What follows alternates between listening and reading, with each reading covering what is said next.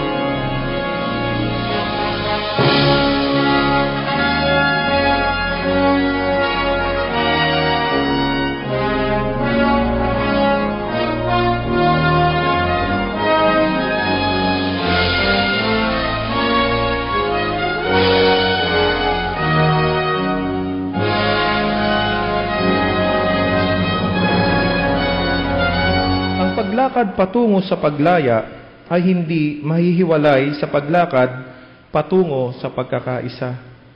At sa ating paglakad kasama ang mga dalit ngayong linggo at ang mga naghahanap ng katarungan ay mahalagang bahagi ng pananalangin sa ikapagkakaisa ng mga Kristiyano. Nais ng mga Kristiyano sa India na itakwil ang pagkakahati dulot ng kas. Tulad din ng mga Kristiyano sa buong mundo, hindi matanggap ang kanilang pagkakahati. Nahahati ba si Kristo? Sa ganitong kadahilanan, natitipon tayo sa pagsamba para may panalangin ang pagkakaisang mithiin ni Kristo para sa kanyang simbahan. At tayo ay tinawag para sirain ang pader ng pagkakahati sa atin at sa namamagitan sa atin. Sinabi ni Jesus, kung saan man may 2 o 3 nagkakatipon sa akin nga.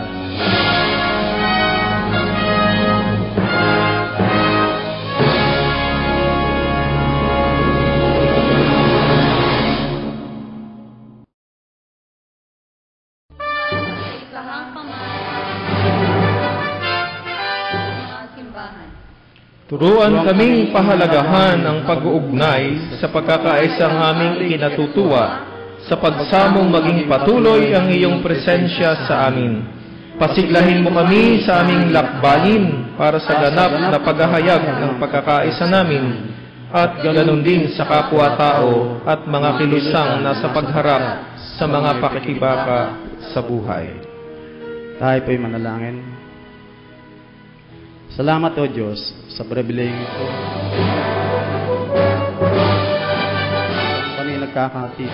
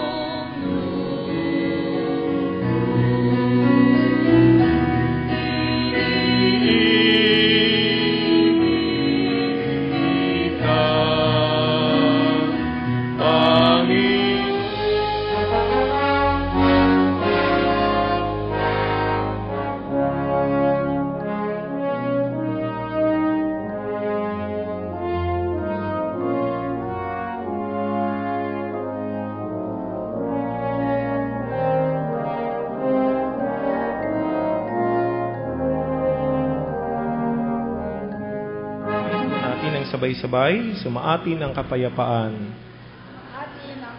Ang ating pong mga kamay ay ating pong ibahagi sa ating mga kapatid at ating damhin ang kapayapaan at pagtibayin ang pagkakaisa bilang mga magkakapatid sa Panginoon. Tayo po'y magbatian.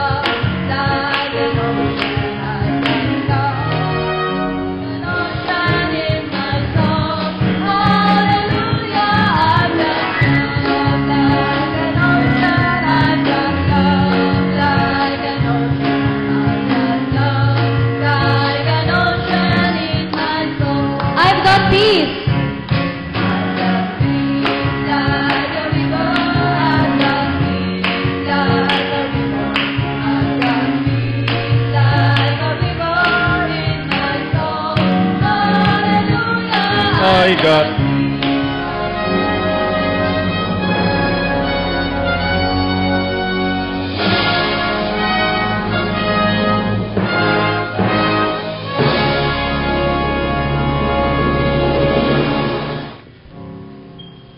Welcome po at purihin ang Panginoon. Sabihin po natin sa ating mga katabi, ngayon pa lamang kapatid.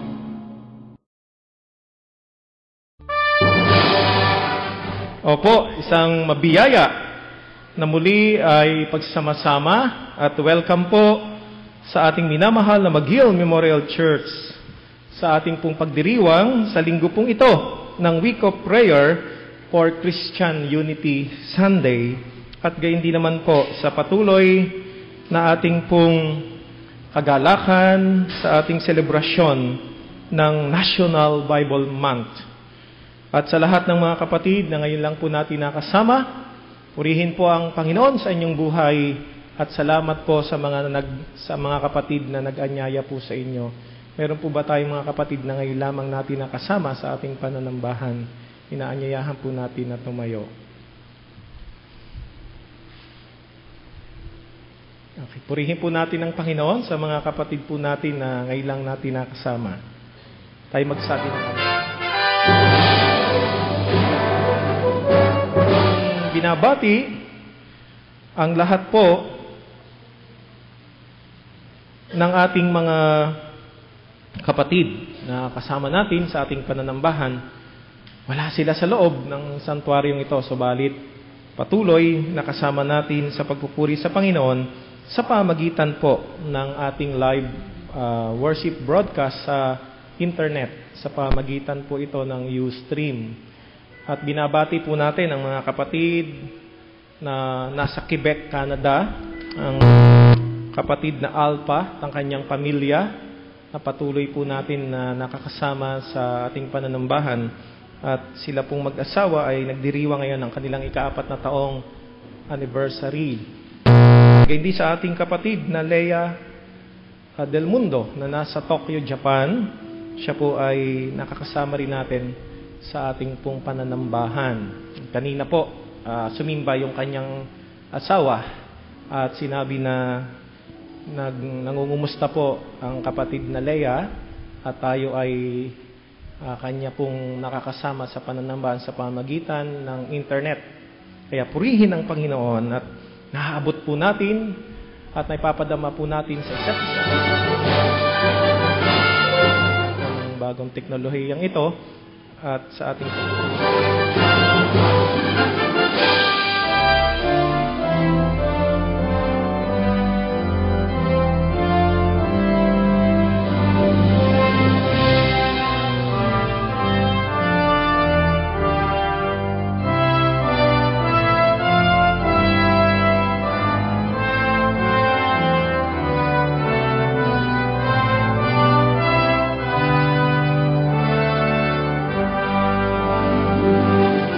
sila at ang mga kapatid na magdiriwang ng kanilang kaarawan simula po bukas at hanggang sa darating na araw ng ika-27 na.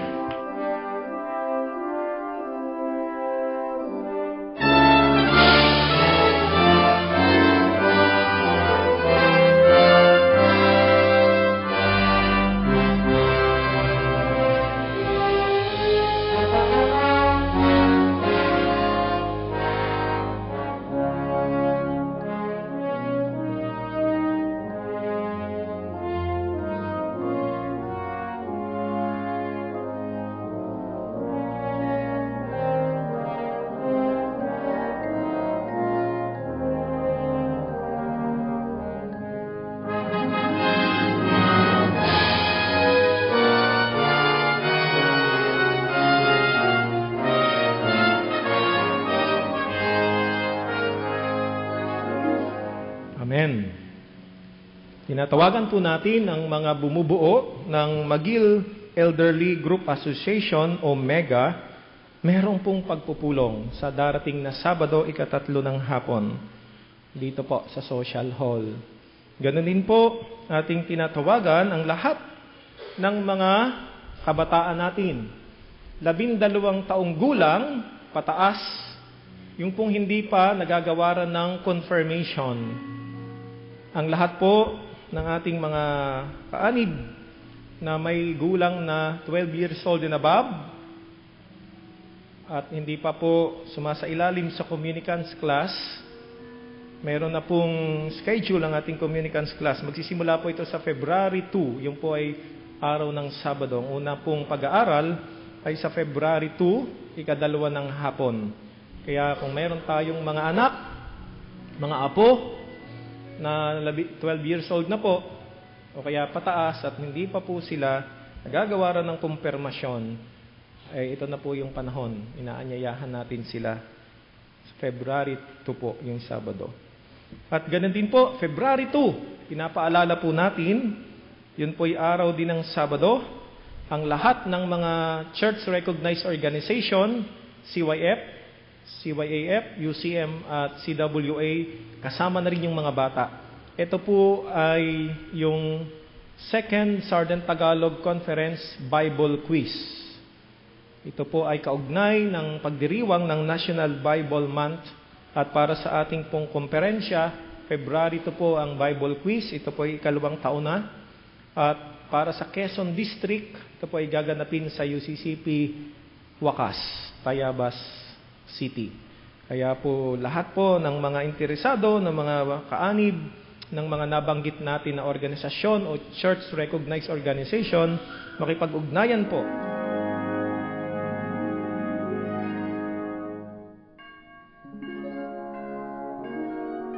Detalye po nito ay nasa ating church office. Pwede po natin kuhanin po ang impormasyon simula po bukas. Atin din pong pinapaalaala sa ating lahat ang ating hanggang sa 26 ng buwang ito. Panalangin at daluhan po natin ito. Para naman po sa mga Sunday worship and Vesper service schedule.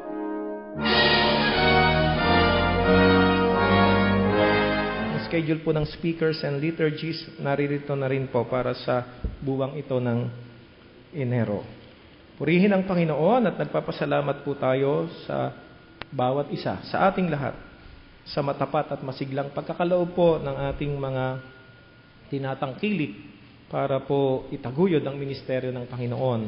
Ang offering report o ang halaga pong pumasok noong January 13 ay naririto po sa ating bulletin.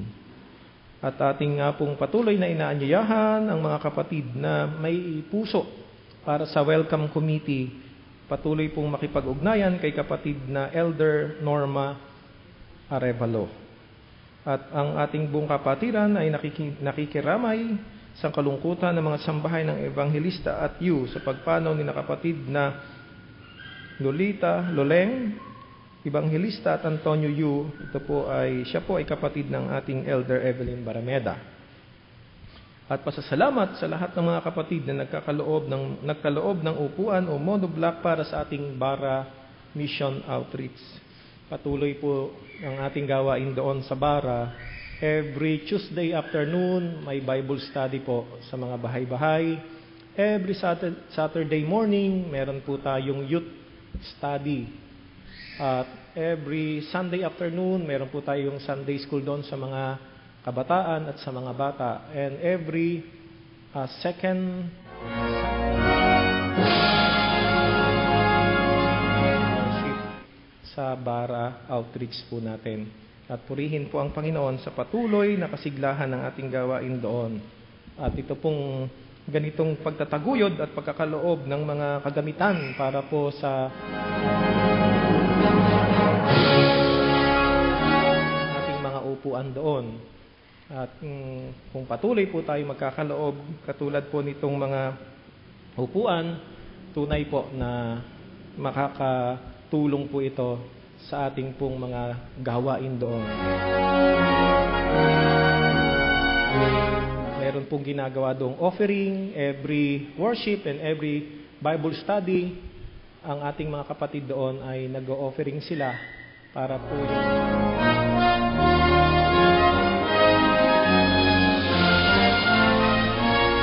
yung bagay na nakikita po natin na sama-samang itinataguyod ng ating mga kapatiran sa Bara Outreach. Purihin ng Panginoon. Narito na po ang ating Bible reading guide para sa church office, ang daily Bible reading guide. Yung kumuha ng inyong kopya kung nais po natin. Daily Bible Reading Guide for 2013. Kung ilan po ang gusto ninyo na hingin at may nais kayong bigyan, pumunta lang po sa ating church office. Ang ating pong McGill Memorial Church Hymnal, maaring nasa harapan po natin yan, nasa upuan na po natin nakalagay. Yan po ay itinalaga natin noong pong last Sunday at gagamitin po natin ang ating McGill Memorial Church Hymnal sa ating pong himno ng pagtatalaga ngayon sa ating pananambahan. At naririto po ang ilang paalala natin nasa McGill Bulletin kung papaano po natin mapangangalagaan at kung papaano tayo magiging mabuting katiwalaan ng bagong himnaryo na ito ng ating kapatiran. Amen.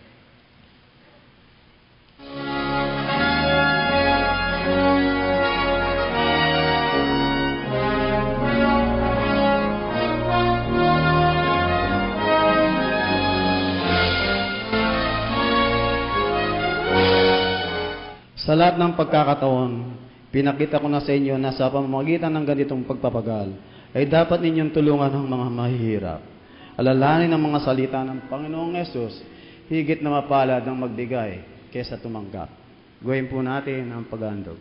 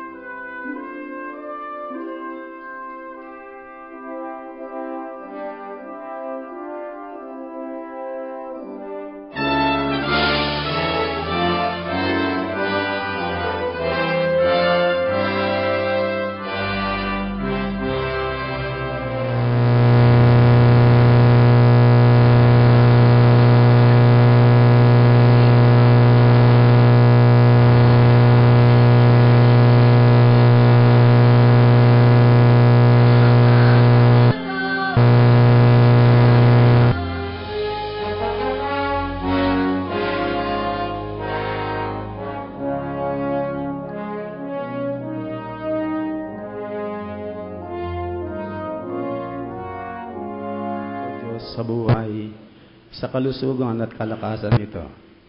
Maraming salamat, O Diyos, sa hanap buhay na pinagkakalob mo sa amin.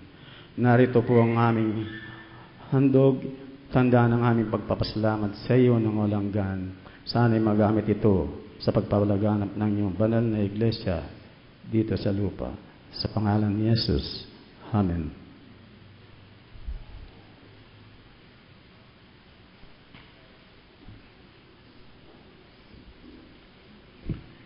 Week of Prayer for Christian Unity. Sa ating pakikiisa, sa pagdiriwang ng linggo ng panalangin para sa ikapagkakaisa ng mga Kristiyano, inaanyayahan ko po na ating saksihan, panoorin at pagnilayan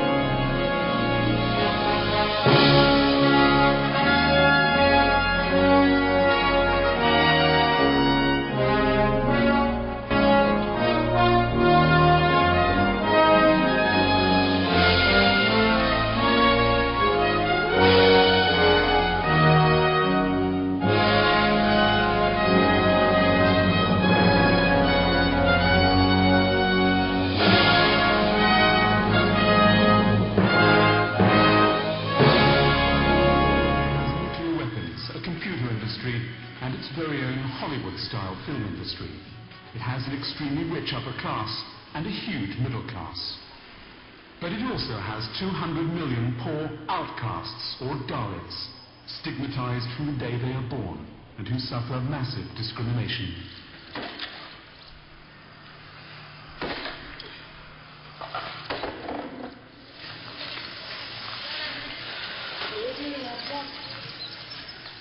Virasamy lives in a small village in southern India. All the inhabitants here are outcasts. Virasamy's job consists of doing the washing for the 19 families in the village.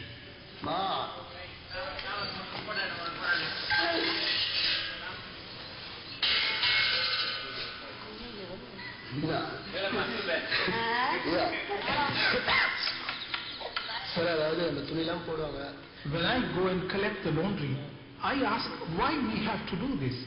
We have to do it because we belong to this caste. People say we will be reborn, and that's the reason why we must do it.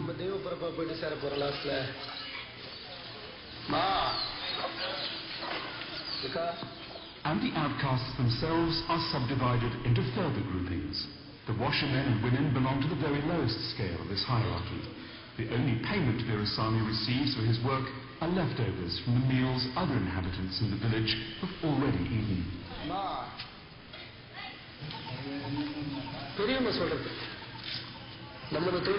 All people usually say that it causes you no harm to do this kind of job. They say that in the end you will go to heaven for having done this. Do you believe that? One would have to die to find out.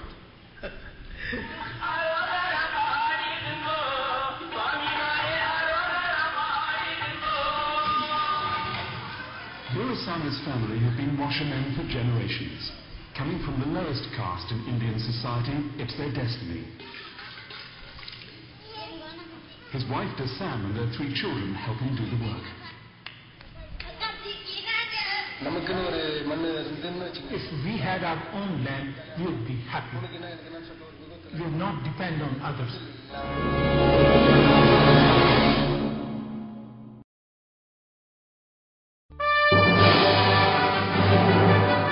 Work hard and do something else. For instance, we could open a fruit shop. But we are dependent on others, and that's the reason why we have to live this way. If you are rich, it's no problem. Discrimination based on caste has been prohibited by law since India first gained its independence in 1947. But the 200 million outcasts in the country are still being oppressed, still discriminated against. Many have left their fingerprints on contracts which make them indebted for the rest of their lives to people from higher castes. Often too, the outcasts or Dalits are caught up in working conditions that are more like slavery.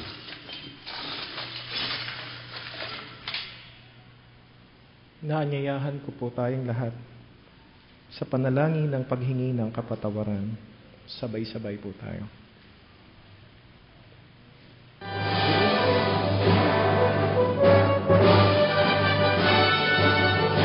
Mahal naming Diyos, habang inaalala namin ang aming mga kasalanan at di pagkakaunawaang aming pananagutan, aming inaaming pinananatili namin ang mga minanang mga tao tulad ng kas, pag-uuri ng mamamayan, gawing pinagmulan, kapangyarihan at lahat ng bagay na nakapaghihiwalay sa aming mga Kristiyano. Sinasamo namin na kami ay iyong patawarin sa malimit naming paggamit ng mga ito sa aming kasaysayan at sa mga nakaraan tulad sa mga simbahang umuuri sa isa't isa at nakakasakit sa pagkakaisang hinihingi ni Kristo sa amin. Patawarin mo kami sa pagkakahating ito at tulungan kami na sikaping magkaisa sa pangalan ni Jesus, iyong anak. Amen.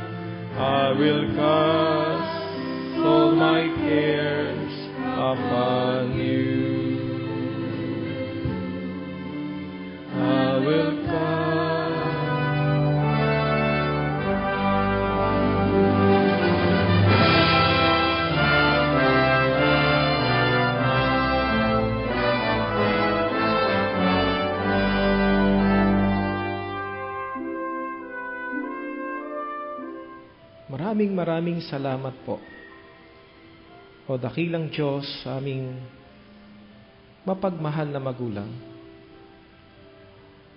Sa banal na sandali pong ito, ipon ninyong muli sa loob ng inyong banal na tahanan sa santuaryong ito. Patuloy po ninyo kaming binibigkis ng inyong banal na Espiritu sa diwa ng nagkakaisang pagsamba at pagpupuri. Sa aming pong pagdulog sa inyo, O Diyos, amin pong kinikilala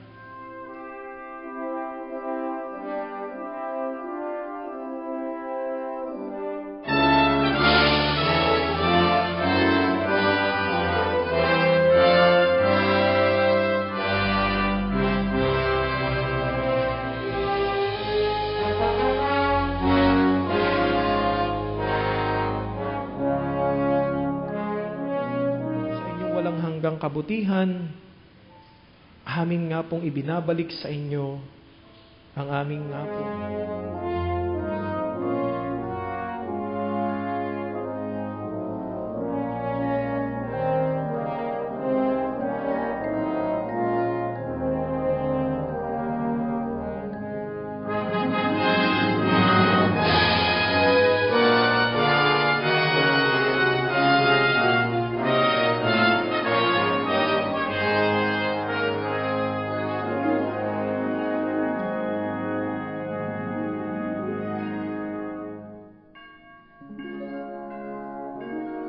simbahan.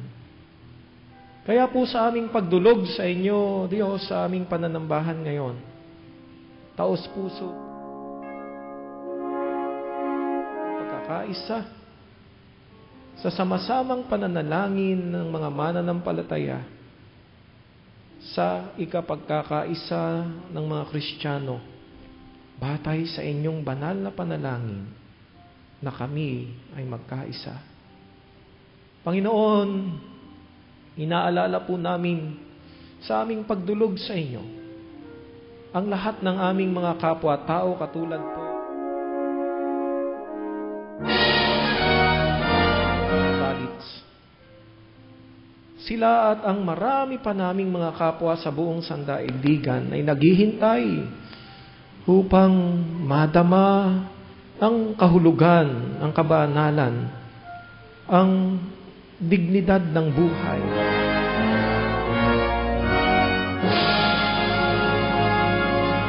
Ng mga mananampalataya at ng nagkakaisang iglesia. Panginoon, tanggapin niyo po ang aming mga pagpapasalamat. Tanggapin niyo po ang aming pagdulog at panalangin para sa kanila.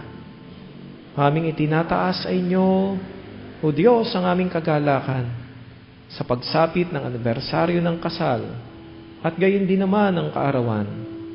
Patuloy na puspusin niyo po ng inyong pagpapala ng inyong mga anak, ang mga sambahayan at ang bawat isa, O Diyos, sa patuloy na pagsunod sa inyong banal na kalooban, ang inyong nga pong biyaya ng kapayapaan, ng pagkakasundo, ng pagkakaisa, ng kalakasan. Tuloy na maging buhay na karanasan sa araw-araw. Panginoon, tinataas namin sa inyo ang aming mga sambahayan. Ang lahat ng mga magulang at mga anak, ang bawat isang inyong tinipon sa mga sambahayan at tahanan. Patuloy na ang inyong patnubay at pag-iingat ang inyong igawad sa aming mga kapatid na bahagi ng iglesyang ito, sa araw-araw na gawain at pakikibahagi sa buhay at ministeryo. Panginoon, tinataas po namin sa inyo ang aming mga panalangin ito. Patuloy na samahan niyo po kami sa gitna ng iba't ibang mga pagsubok at karanasan sa buhay, ay magkaisa kami at masiglang itaguyod ang mga gawain na pinagkatiwala sa amin. Panginoon, kayo ang nakababatid ng aming pong buhay, ng nilalaman ng aming puso at isipan. Ito po ay tingin namin ang inyong biyaya at katugunan, maging sa aming bansa, aming Panginoon. Tinataas din namin sa inyo ang aming pamayanan. At ang aming pong buhay bilang inyong mga anak sa bansang ito. O dakilang Diyos, aangkinin namin ang inyong kasagutan. Kayo naming Panginoon, dakilang lumikha, ay aming patuloy na pinasasalamatan. Sa pangalan ni Jesus, Amen.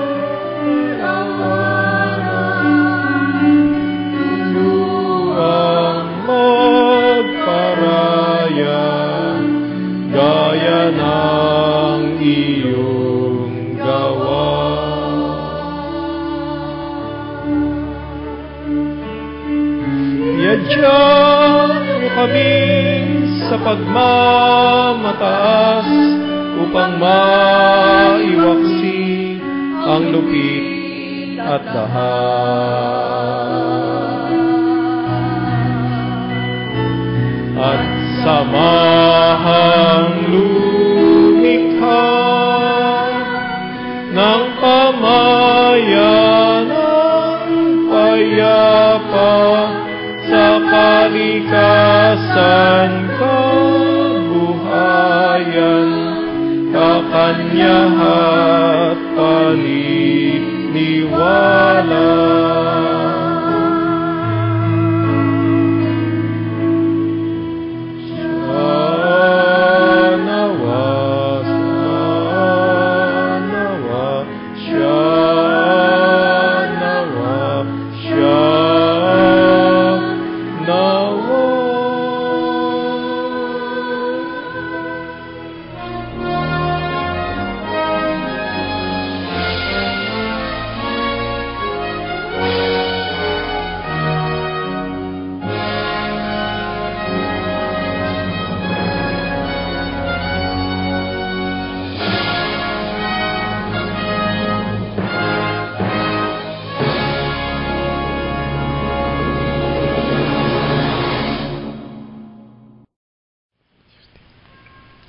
Ang kalooban mo ay ituro sa akin, at iyon ang tapat na aking susundin. Puro man maglingkod ng buong taimtim. O Panginoong Diyos, sa buong buhay, pupurihin kita magpakailanman, at ihahayag ko ang kadakilaan. O pagkadakila, pag-ibig mong wagas, dahil sa pag-ibig ako'y iniligtas. Di mo binayaan sa hukay, masadlak. Mayroong mga taong ayaw kang kilandin, taong mararahas na ang adhikain ay labanan ako't ang buhay ay kitling. Ngunit ikaw, Yahweh, tunay na mabait, tapat at totoo, wagas ang pag-ibig. Lubang mahabagit, banayad, magalit. Ibaling sa akin ang awa mo't habag. Ligtas mo ko at bigyan ng lakas. Yamang naglilingkod sa iyo ng tapat.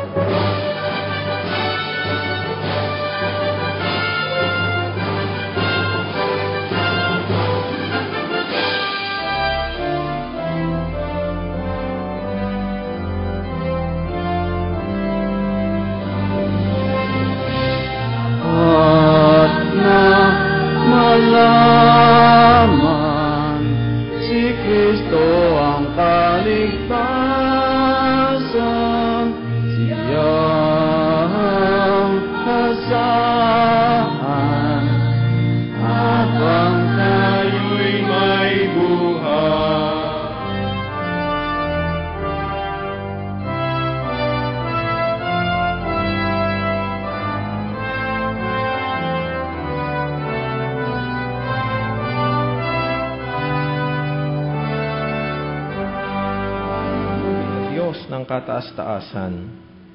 Magdadala ba ako ng guyang 1 taon ang gulang bilang handog na susunugin sa kanyang harapan? Malugod kaya si Yahweh kung siya'y handugan ko ng libu-libong tupa o walang katapusang agos ng langis ng ulibo? Matuwa kaya siya kung ihandog ko sa kanya ang aking anak na panganay, ang laman ng aking laman bilang kabayaran ng aking mga kasalanan? Itinuro na niya sa iyo, o tao, kung ano ang mabuti. Ito ang nais ni Yahweh. Maging makatarungan ka sa lahat ng bagay. Patuloy mong ibigin ang iyong kapwa at buong kapakumbabang sumunod sa iyong Diyos. Tayo magsabi ng Amen. Raise a lamp unto my feet and a light.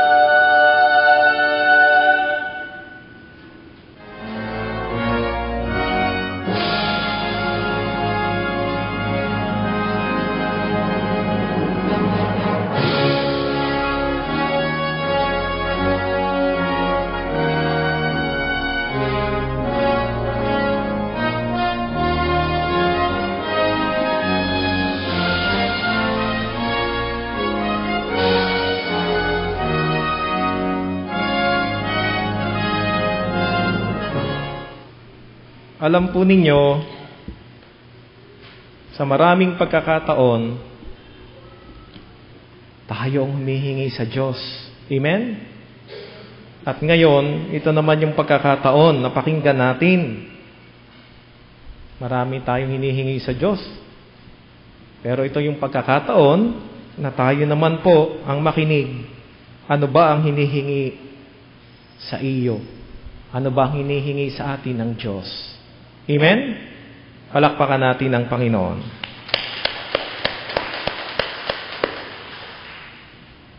Opo,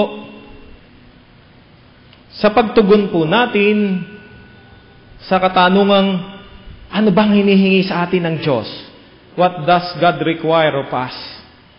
Nais ko po na ating pong bigyan ng pansin ang ipinagdiriwang sa buong daigdig sa buong linggong ito. Simula po kahapon, simula po noong January 18, noong Friday, hanggang sa January 25. Ano nga po ba itong ipinagdiriwang na ito? Ito po yung Week of Prayer for Christian Unity. Kung simula January 18 hanggang 25, ito po ay 8 araw na pananalangin at para sa ikapagkakaisa ng mga Kristiyano. Alam po natin na mahaba-haba na rin ang kasaysayan ng pananalangin para sa ikapagkakaisa ng mga Kristiyano, sapagkat mahigit na po ito sa 100 taon. Nang simulan po ito doon sa Northern Hemisphere o sa bandang hilaga ng daigdig o ng mundo noong 1908 ni Reverend Paul Watson. Nagpatuloy po ang pananalangin para sa pagkakaisa. At marami na rin taon, mahaba na rin po ang pagiging kabahagi at kaisa ng mga mananampalataya dito sa Pilipinas sa kilusang ito ng pananalangin. At ito po ay patuloy na itinataguyod dito sa ating bansa, pangunahin po ng Catholic Bishop Conference of the Philippines at gayon din naman ang National Council of Churches in the Philippines at ng marami pang mga simbahan na nakikipagkaisa sa patuloy na pananalangin para nga po doon sa Christian unity. At bawat taon, meron pong tema. At para po ngayong 2013, sa taong ito, ang tema po ay ano ang hinihingi ng Diyos sa atin? What does God require of us? Anong hinihingi ng Diyos sa atin? At ito pong tema na ito at ang paraan ng pananalangin at pagdiriwang ng mga Kristiyano at mga simbahan para ngayong taon ay inihanda po ng Student Christian Movement of India, ng mga Kristiyanong mag-aaral sa bansang India. At ito po ay batay doon sa sulat ni Propeta Mikas, Kabanata 6, ang talata ay 6 hanggang 8, at nakasentro yung pong talata doon sa Mikas 6, talata 8, na sinasabi doon, ito ang nais ni Yahweh o tao. Itinuro na sa iyo kung ano ang mabuti. Maging makatarungan ka sa lahat ng pagkakataon at patuloy mong ibigin o maging makatarungan ka sa lahat ng bagay at patuloy mong ibigin ang iyong kapwa at buong pagpapakumbabang lumakad sa iyong Diyos. Ito po yung pinakasentrong talata ng pagdiriwang ng Week of Prayer for Christian Unity na inihanda po ng mga mananampalataya, lalo at higit ng Student Christian Movement sa India. At kapag ka po ating maalaala ang salitang India, ano nga po ba ang pangkaraniwang naaalala natin sa India? Ano nga po ba ang pumapasok agad sa ating isipan kapag sinabi nating India? Marahil naririyan po yung mga taong nakamotor at may dala-dala pong payong. Sa ating bansa, pangkaraniwan po natin silang nakikita. No? Subalit, ano pa nga po ba ang dapat nating mapansin sa bansang India? Meron pong kasaysayan ng malalim na espiritualidad o deeper spirituality ang mga Indians. Kung maalaala po natin, yung pong pangalang Mahatma Gandhi. At gayon din naman, ang pangalang Mother, naksan po natin? Mother Teresa. Sila po ay mga spiritual leaders sa bansa pong India at kanilang ipinamuhay yung pong isang buhay na kung saan ay nagtataguyod ng pagkakaisa para sa kabanalan at para sa dangal ng buhay ng tao. Opo. At sa ating pagdiriwang ngayon ng Week of Prayer for Christian Unity at sa ating pakikipagkaisa sa lahat ng mga simbahan at mga mananampalataya, ang binibigyan po nito ng pansin, kahit sila ay napakarami, ay hindi pa rin napapansin at napapahalagahan. Ang nais pong bigyan natin ng pandama sa ating pagdiriwang na ito sa buong daigdig ay ang kalagayan ng mga tinatawag na mga mamamayan sa India na kung tawagin ay Dalit. Sabihin nga po natin, Dalit. Sila po ang nasa pinakamababang antas o pinakamababang sangay, pinakamababang uri sa Indian society. Yung tinatawag na untouchables o tinatawag na Dalits. Sila po yung sabihin po natin na kahabag-habag ang kalagayan, katulad po ng ating nasaksihan kanina sa isang audiovisual presentation sa pamagitan po ni Bishop Emeritus Desmond Tutu ng South Africa. Siya po ay kilalang leader ng Anglican Church, hindi lamang sa South Africa kung hindi sa buong mundo, dahil sa kanyang pagtataguyod at di pagpayag hinggil sa apartheid na kung saan ay may segregation ang mga black at ang mga whites doon sa South Africa. Opo, ipinapakita lamang ng audio-visual presentation na yon na halos 2 o mahigit sa 200 milyon na mga mamamayang Dalits doon sa India ang patuloy na nasa ilalim ng discrimination. At ito po yung nais bigyan ng pansin ng ating Week of Prayer for Christian Unity, na sa pamagitan ng pananalangin at pagkakaisa ng mga simbahan at mga Kristiyano, ang mga ganitong kalagayan ng buhay ng ating kapwa ay ating pong sama-sama na matutugunan at gayon din naman ang marami pang mga mamamayan ng daigdig na ating mga kapwa na nangangailangan ng paglingap at pagmamahal. Nais ko po na basahin sa atin ang isang patotoo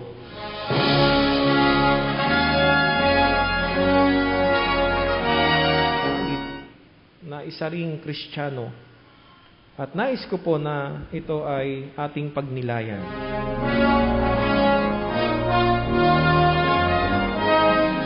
Kristiyanong Dalit, isang babaeng Kristiyanong Dalit.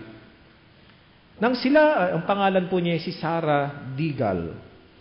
Nang sila ay dumating para kay Sarah Digal, hindi ito matagpuan sa kanilang tahanan. Nakaalis na siya kasama ang 5 anak at biyanan para sa kanilang kaligtasan. Kubatan, 1 kilometro ang layo mula sa kanilang bahay. Sinunog nila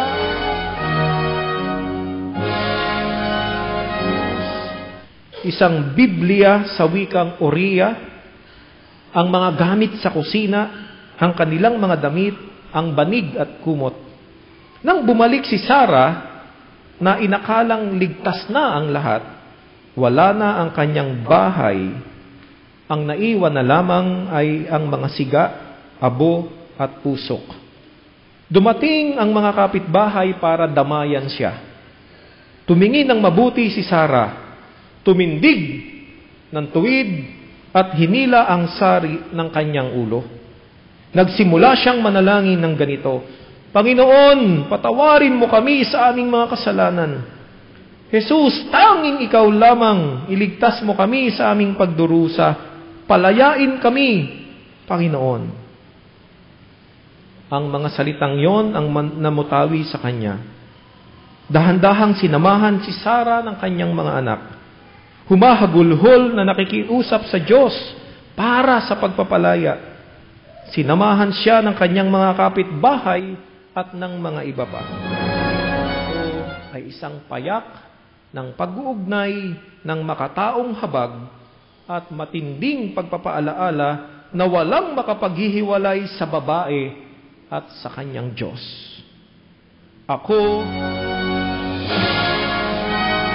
Hindi nito ako mapatitigil bilang Kristiyano, na iluhang nasabi ni Sarah na isang larawan ng magiting at matapang na Kristiyanong babaeng dalit.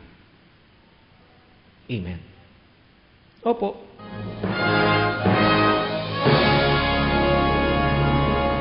Kung papaano ang mga dalit at ang mga Kristiyanong mga dalit ay nakararanas ng diskriminasyon.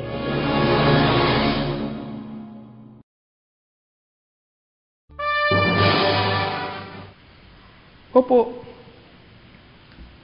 Ang tema po ng pagdiriwang ngayon ng Week of Prayer na ano ang hinihingi ng Diyos sa atin ay nakasentro upang ipanalangin ang lahat ng mga dalit sa India at maging ang mga katulad po nila sa buong daigdig na nasa ilalim ng diskriminasyon at nakararanas ng buhay na inaalisan ng kabanalan at ng dignidad.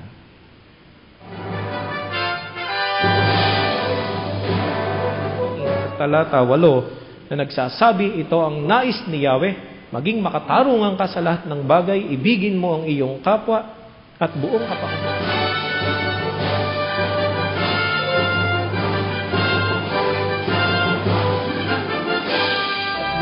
Mag-aral, to reflect and to study the issue of justice and mercy, upang pagnilayan at pag-aralan ang usapin ng katarungan at kahabagan sa ating bansa. Bakit maraming gutom? Bakit maraming salat sa pagkain at patuloy na lumalaki ang agwat ng mayaman at mahirap sa ating bansa? We are being invited to reflect and study the issues of justice and mercy,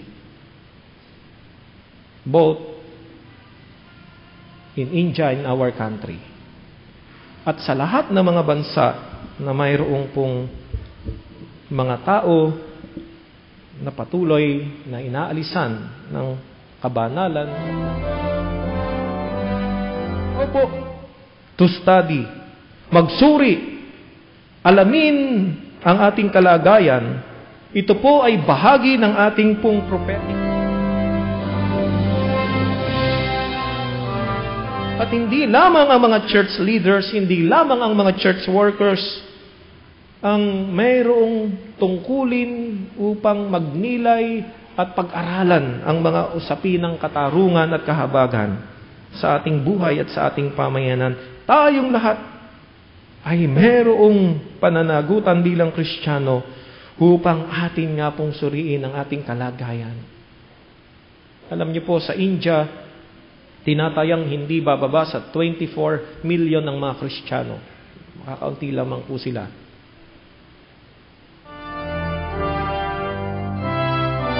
Pinas po ay parehong malaki ang populasyon. Katulad ng India ang Pilipinas ay marami ang naghihirap. At katulad ng India ang Pilipinas ay mayroong malaking issue hinggil sa katiwalian o korupsyon. Opo. We are being invited to reflect and study. Inaanyayahan tayo upang patuloy po nating ng katarungan at kahabagan sa ating bansa. Ito ang paanyaya sa atin ng sulat ni Propeta Mikas. Ang ikalawa po, na hatid sa atin ng teksto ay upang anyayahan tayo upang ipahayag at ipamuhay ang mensahe ng ating Panginoon. To proclaim the message and to live out the message. Mensaheng ito mula sa Mikas Kabanata 6 at talata 8 ay nag-aanyaya sa atin na ating ipahayag ang mensahe ng Diyos. Malimit marahil naririnig niyo po sa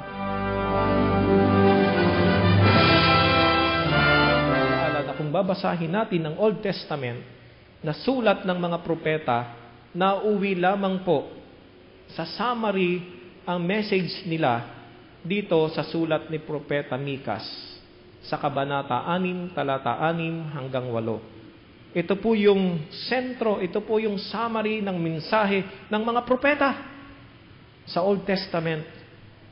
Ang sinasabi po doon, ito ang hinihingi sa atin ng Diyos. Ito ang inaasahan ng Diyos sa atin bilang tao, bilang kanyang sambahayan, bilang kanyang at maibigin at mapagpakumbaba. Opo, to live out the pamuhay ang mensaheng ito, ang hinihinging ito sa atin ng Diyos. Ang una, to love justice. At ikalawa, to walk humbly with God. Upang ibigin ang katarungan at gayon din naman buong pagpapakumbabang sumunod sa Diyos. Inaanyayahan ko po tayo na ating pong tingnan ang ating liturhiya. Dito po sa ating liturhiya, kung kayo po ay may hawak na liturhiya, mayroon pong logo. Ng Week of Prayer for Christian Unity. Kung ating pong pagninilayan ang mensahe ng logong ito po yung Week of Prayer for Christian Unity logo for 2013. Kung pagninilayan na nasa gitna, na nakaganon. Ang pinakasentro ng para magkaroon ng pagkakaisa ay ang panalangin. Ang sama-samang pananalangin. At nasa ilalim po ng praying hands na ito ay yung pong picture ng isda o ng fish na ang simbolo ay ang ating Panginoong Jesucristo. At naririto sa banda pong ito, yun pong justice. At nasa banda po namang ito ay yung pong dove. Ibig sabihin, kapayapaan. At nasa gitna po yung simbolo ng Lord's Supper o yung pong Holy Communion. Sa lahat ng ito, pinapaalala sa atin na sa ating pong hangarin na magkaisa sa ating Panginoong Jesucristo, mahalaga po at sentro ang pananalangin. At sa pananalangin at pagkakaisa po natin, matatamo ang kapayapaan na nakabatay sa katarungan o sa justice. Opo.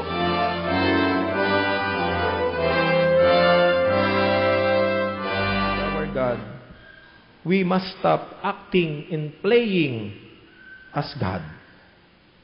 Kung atin pong susundin at isasabuhay ang mensahe,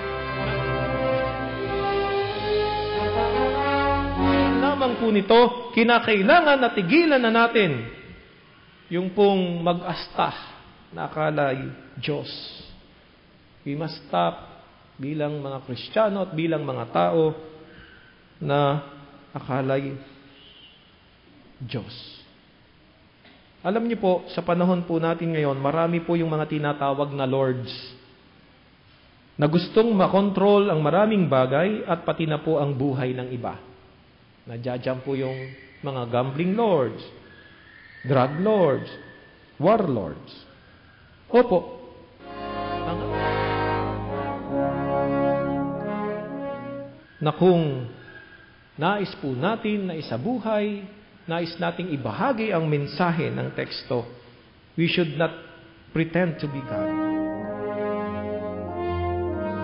Opo, tayo ay may isang halimbawa, at ito po yung halimbawa ng ating Panginoong Jesucristo.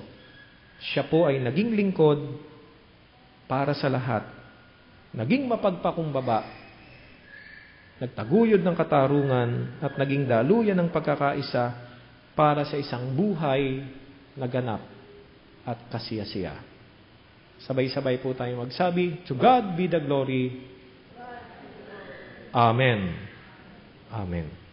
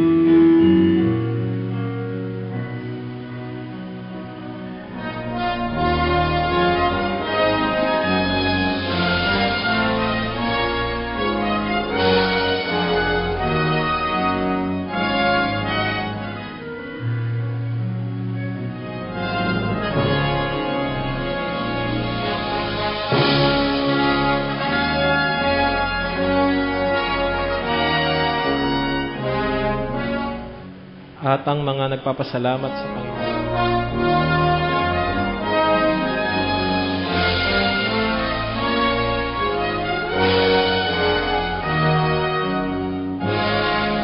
Kapit po dito sa altar.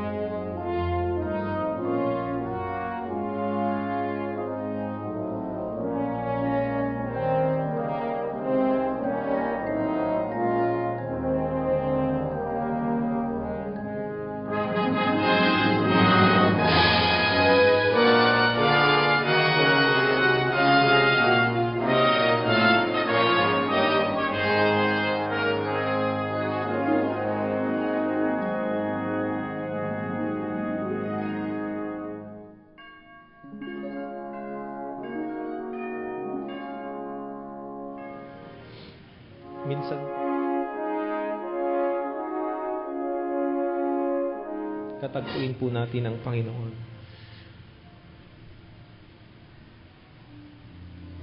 Isang mabiyayang karanasan na sa aming pong buhay at patuloy na paglakad ay makasama namin kayo. Katulad po ng karanasan ng dalawang alagad na sa kanilang paglalakbay, kayo ay sumakanila. Panginoon, sa aming paglalakbay, sa pagsasabuhay ng pananampalataya, at sa patuloy po naming pagtahak sa inyong matuwid na landas, amin po'y pinagpapasalamat ang inyong matapat na pangako na kami ay hindi nyo iiwan at patuloy ninyo kaming sasamahan at palalakasin. Patuloy po namin itong iingatan sa aming puso. Patuloy po namin itong pangahawakan sa aming paglalakbay. Papalakas sa amin. Kayo ang aming tanglaw at liwanag. Panginoon, sa diwang ito, gawin niyo po kami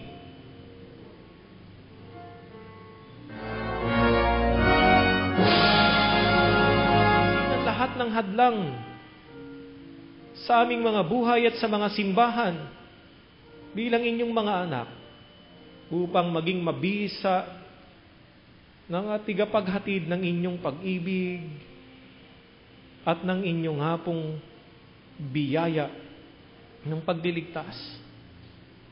Patuloy niyo po kami na pagkaisahin sa ilalim ng inyong halimbawa ng kapakumbabaan, ng pag-ibig at kahandaan ng mag-alay ng buhay. Panginoon, loobin niyo po na sa aming bansa kung papaano kami upang makipagkaisa sa kanilang paglakad at sa kanilang paglalakbay para sa kalayaan at para sa kabanalan ng buhay. Sa pananalangin at sa aming pang-araw-araw na buhay, patuloy niyo po kami na patnubayan at akayin upang samahan ng aming mga kapatid at mga kapwa sa bansang ito na nangangailangan naming Panginoon ng pagpapahalaga, pagkilala at pagmamahal at pagtataas ng kanilang buhay. Naririto po kami at sama-samang nagtatalaga sa pananalangin at kahandaan naming Panginoon upang makipagkaisa. Dakilang Diyos, dumudulog din po kami sa inyo. Iniyuyuko namin ang aming ulo at itinitiklop ang mga tuhod. Naririto po kami sa loob ng inyong banal na tahanan sa santuaryong ito. Ang inyo pong mga anak at aming mga kapatid na dumako sa unahan ay may mga tanging mga panalangin ng pagpapasalamat at pagtatalaga sa kanilang buhay. Bilang mga pamilya, bilang mga mag-asawa, bilang mga anak, bilang inyong nga pong mga lingkod. Sa iba't ibang mga karanasan sa buhay ng inyong pag-iingat, sa gitna ng mga pagsubok, ng mga pagdadalamhati, sa gitna aming Panginoon, ng patuloy na kahandang sumunod sa inyo. Naririto po sila.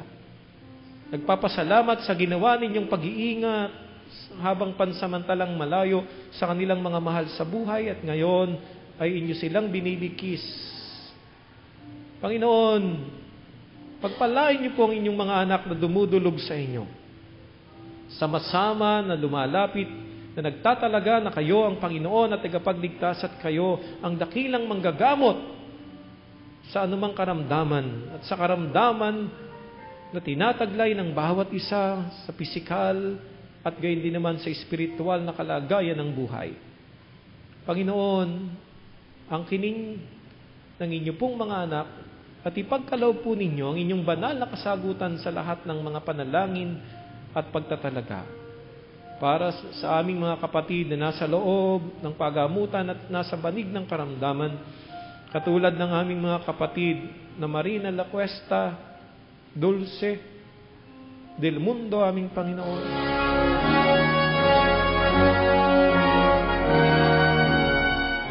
Inang sa kanila, alang-alang sa kapangyarihan ng inyong pangalan naming Panginoon. Gayon din naman ang inyong mga anak, simula sa mga sanggol at mga bata, sa lahat ng mga kabataan, kababait, kalalakihan at sa mga may gulang na, sa mga kapatid namin na hindi namin kapiling sa bunga ng kanilang mga gawain, saan man sila naroroon ngayon sa mga bansa at mga lugar na kanila nga pong pinagtatrabahuhan. Aming silang tinataas sa inyo at inaangkin minsan pa ang inyong masagana na pag-ibig at pagliligtas. Panginoon, ilukob niyo po sa bawat isa ng inyong mapagpalang bendisyon sa pamagitan ng tinig ng inyong maliit at abang lingkod. Mga minamahal na mga kapatid sa ating paghayo bilang kanyang mga lingkod, bilang mga magpapahayag ng kanyang mabuti na ebanghelyo ng kaligtasan, ating taglayin sa ating buhay ang kanyang pagpapala. Ang pag-ibig, ang pagliligtas, ang tanglaw, aliw at pakikipisa ng ating isang Diyos, ang Ama, Anak at Banal na Espiritu, ay sumaating lahat ngayon at magpakailanman.